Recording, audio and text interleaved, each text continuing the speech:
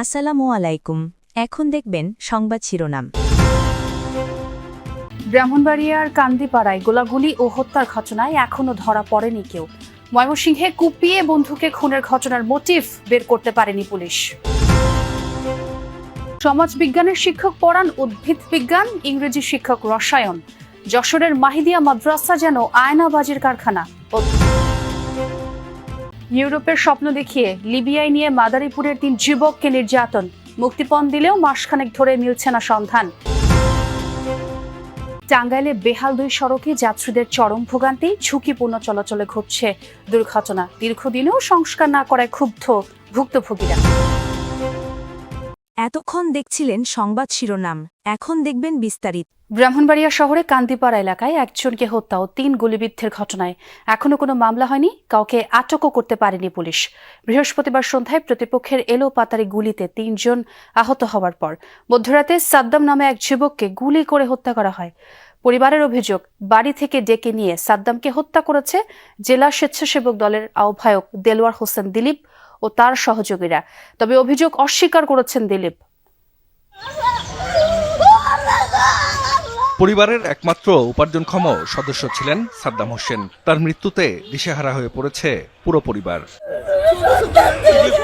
বৃহস্পতিবার মধ্যরাতে ব্রাহ্মণবাড়িয়ার কান্দিপাড়া এলাকায় সাদ্দামকে গুলি করে হত্যা করা হয়। স্বজনরা জানায়, জেলা স্বেচ্ছাসেবক দলের আহ্বায়ক দেলোয়ার হোসেন দিলীপ ও তার সহযোগীরা সাদ্দামকে বাড়ি থেকে ডেকে নেয়। এর কিছুক্ষণ পরই তাকে হত্যা করা হয়। পরিবারের অভিযোগ, প্রতিপক্ষকে ফাঁসাতেই সাদ্দামকে হত্যা করেছে দিলীপ ও তার সহযোগীরা। আমার ছেলেটার বাড়ি থেকে রেখে নিচ্ছে, এদের সাথে চলে গেছে দিলীপ, এরপর হইলো এই বাবুল আর হইলো পলাশ। এমনি আয়শা বলতেছে, ভাবি সাদ্দাম ভাইয়ের উপর তো গুলি লাগছে।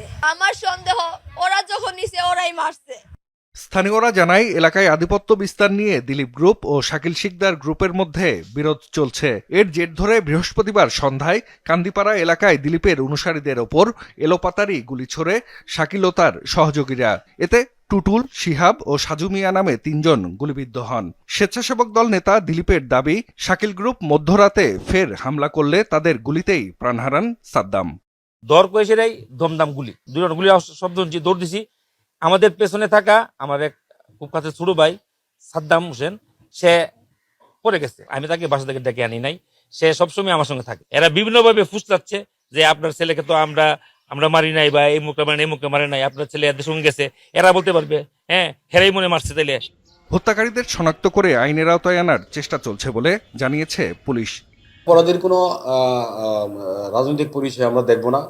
অপরাধী হিসেবে আমরা গণ্য করব। কে কোন দল করে, কে কোন গ্রুপ করে, এগুলি আমাদের দেখার বিষয় না। আমরা আইনের আওতায় তাদেরকে আনব।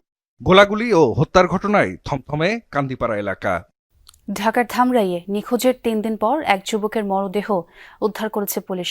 সকালে হৃদয় হোসেনের মরদেহ পুকুরে ভাসতে দেখে পুলিশে খবর দেয় স্থানীয়রা। পরে ঘটনাস্থলে পৌঁছে মরদেহ উদ্ধার করে ময়নাতদন্তের জন্য শহীদ সোহরাওয়ার্দী মেডিকেল কলেজ হাসপাতালে পাঠায় তারা। ময়নাতদন্ত প্রতিবেদন পেলে মৃত্যুর কারণ নিশ্চিত হওয়া যাবে বলছে পুলিশ। গত 3 দিন ধরে নিখোঁজ ছিল হৃদয়। তিনি পেশায় রাজমিস্ত্রি ছিলেন। চাঁপাইনবাবগঞ্জের শিবগঞ্জ সীমান্ত এলাকায় অভিযানে 3টি 1 শুটার গান ও 6 রাউন্ড গুলি উদ্ধার করেছে মহানন্দা 59 বিজিবি ব্যাটালিয়ন। সকালে ব্যাটালিয়ন সদর দপ্তরে প্রেস ব্রিফিংয়ে এসব তথ্য জানান অধিনায়ক লেফটেন্যান্ট কর্নেল গোলাম কিবরিয়া। জানান, গত রাতে শিবগঞ্জের নলডুবি ব্রিজ এলাকার পাগলা নদীর তীরে অভিযান পরিচালনা করে 59 বিজিবি সদস্যরা। এ সময় 3টি 1 শুটার গান ও 6 রাউন্ড গুলি উদ্ধার করা হয়। গোলাম কিবরিয়া আরও বলেন, গত 3 বছরে 30টি দেশি বিদেশি পিস্তল, প্রায় 400 রাউন্ড গুলি এবং 41টি ম্যাগাজিন জব্দ করেছে মহানন্দা ব্যাটালিয়ন।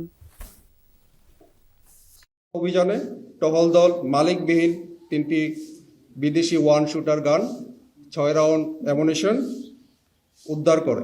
প্রাথমিকভাবে উদ্ধারকৃত অস্ত্রগুলি আমাদের দেশের আভ্যন্তরীণ আইন শৃঙ্খলা বিঘ্নিত ও সন্ত্রাসী কার্যক্রমে ব্যবহার করার পরিকল্পনা রয়েছে বলে প্রাথমিকভাবে ধারণা করা হচ্ছে। পড়েছেন সমাজ বিজ্ঞানে, হয়েছেন উদ্ভিদ বিজ্ঞানের শিক্ষক।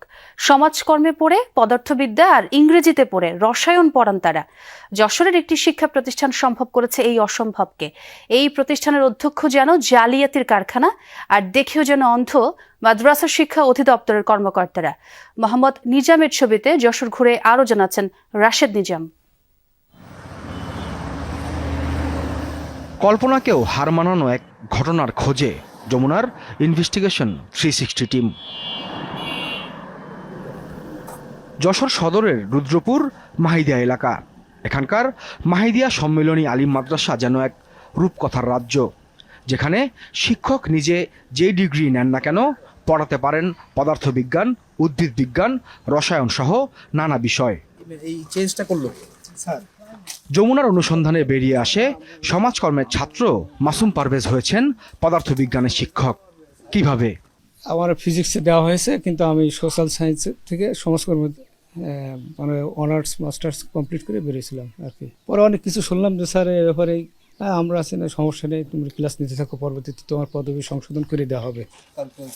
সমাজবিজ্ঞানের ডিগ্রিধারী কাইয়ুম 3 বছর পড়িয়েছেন উদ্ভিদ বিজ্ঞান। আমি আর্টসের টিচার হিসেবে আমি মাধ্যমিক শাখায় জমা দিয়েছিলাম, কিন্তু উনি কলেজ শাখায় টিচার করে দিয়ে তাও সায়েন্সের দিয়ে দিলে 4 লাখ টাকা নিল। যখন বিল হবে তখন বললে টাকা দাও, দেব। পরে আবার 4 লাখ টাকা নিল। সব মিলিয়ে কত দিলেন? 8 লাখ টাকা। রসায়নের ছাত্র মুস্তাক নামের এই ব্যক্তির কাগজপত্র জালিয়াতি করে শিক্ষকতা করছেন আরেকজন। যখন আমি অ্যাপ্লাই করছিলাম তখন এই প্রতিষ্ঠানে তো অ্যাপ্লাই করছিলাম কিনা আমার একটু দেখতে হবে। কিন্তু এখন পর্যন্ত আপনি ওখানেই চাকরি করেন, কাগজপত্র তাই বলছে, এমপিও ভুক্ত করা, আপনি বেতনও পান, ওখানেই মুস্তাক আহমেদ চাকরি করে। আপনি তাহলে মানে মূল মুস্তাক কে? আপনি মুস্তাক না? তাহলে হ্যাঁ, আমি মুস্তাক, আমার নাম মুস্তাক। আপনার বাড়ি কি এদিকেই? হ্যাঁ। যিনি রসায়ন পড়াচ্ছেন তিনি ইংরেজির শিক্ষার্থী। আমাকে বললো যে স্যার ফোন দিয়ে বললো যে আপনি কারোর সাথে কোনো বক্তব্য দিয়েন না। এই ফারুক সাহেব বললো যে কোনো কথা আপনি বলেন না। এমন সার্টিফিকেট আয়নাবাজির জন্য সবার মুখেই এক নাম, মাহিদিয়া আলিম মাদ্রাসার অধ্যক্ষ ফারুক হোসেন। ফারুক হোসেনের জালজালিয়াতির শেষ নেই। আমেনা খাতুন নামে এক নারীর কাগজপত্র দিয়ে সহকারী মৌলভীর চাকরি দিয়েছেন নিজের 3য় স্ত্রী আসমা খাতুনকে। আসমা খাতুন বলে আমরা চিনি, আমেনা খাতুন কি আসল নাম এটা আমি বলতে পারবো না। একটু প্রিন্সিপাল স্যারের সাথে দয়া করে। প্রিন্সিপালের কততম স্ত্রী? সবার ছোট। আপনার দরকারটা কি? সে ওয়াইফ হোক আর যে হোক, আপনার দরকারটা কি?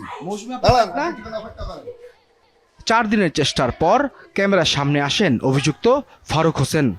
ঢুকতে দিলে থেকে আচ্ছা, আপনি সার্টিফিকেট জালিয়াতি করেছেন? জালিয়াতি পুরোটা সময় মারমুখী ছিলেন যমুনার ক্যামেরা দেখে। কোনো কিচ্ছু করিনি, একজনের নামও পাল্টানি, কারো বেতন আমরা করিনি। আজে বাজে বলেন কেন? জানেন নিয়ম সিস্টেম জানেন? বলেন। আচ্ছা, একটু পরে কথা বলেন, আপনারা একটু পরে কথা বলেন, আমাদের একজন লোক আসুন। 2023 সালে নানা অভিযোগে অধ্যক্ষ সহ 15 জনের বেতন ভাতা বন্ধ করে দেয় মাদ্রাসা শিক্ষা অধিদপ্তর। তবে বছর না ঘুরতেই 9 জনের বেতন ছাড়ও করে অধিদপ্তর। তখন আটকে যান 6 জন। তারা কারা? এই 6 জনের মধ্যে 2 জনের পড়ানোর মতো শিক্ষাগত যোগ্যতা নেই, 4 জনের সব প্রক্রিয়া বৈধ বলে সুপারিশ